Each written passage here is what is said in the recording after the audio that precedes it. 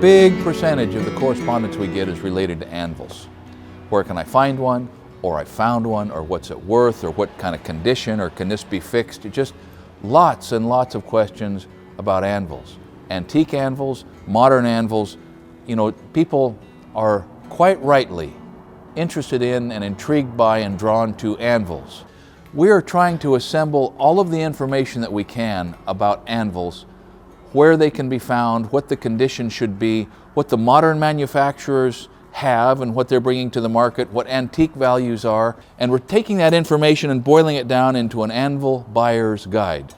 We hope that it will be a free, universally available, sort of a place to go for answers about modern manufacturers, about relative value of antique brands, about conditions and repairability and usefulness.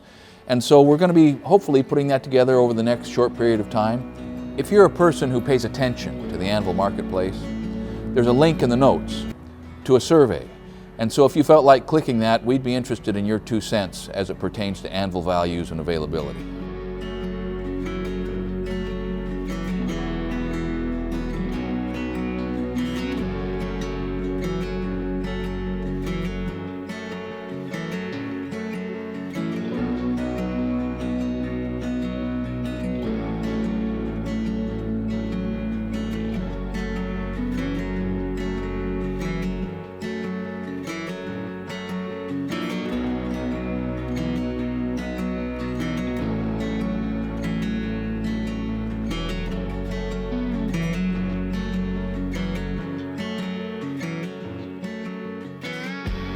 Continuing on the fascinating topic of anvils, we gave one away at Christmas time, and it went to a perfect situation. It went to Chris Beanie. He's 15 years old, and he's on the east coast of Canada. He's in New Brunswick.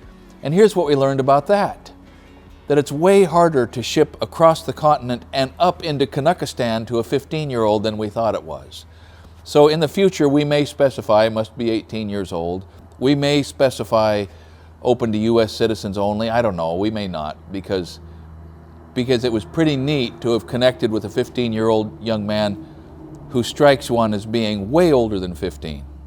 It's pretty neat to think that that Arm & Hammer anvil has landed in a place where it's going to be used and well used for quite a long time. It's neat to think that it's landing in the place where Chris has already identified blacksmith mentors who are bringing him along, sharing the craft, sort of fanning the flames of his ambition. So just to further sweeten the deal, Chris has a YouTube channel. Where'd that come from? Oregon, Roseburg. We've got a link in the notes to the video. Please go there. Please check it out. Give him a thumbs up. Let him know that we admire a young guy who's not afraid to shut off the video games, get out into the shop, and make something. We can all learn from that. Thanks for watching Essential Craftsman, and keep up the good work.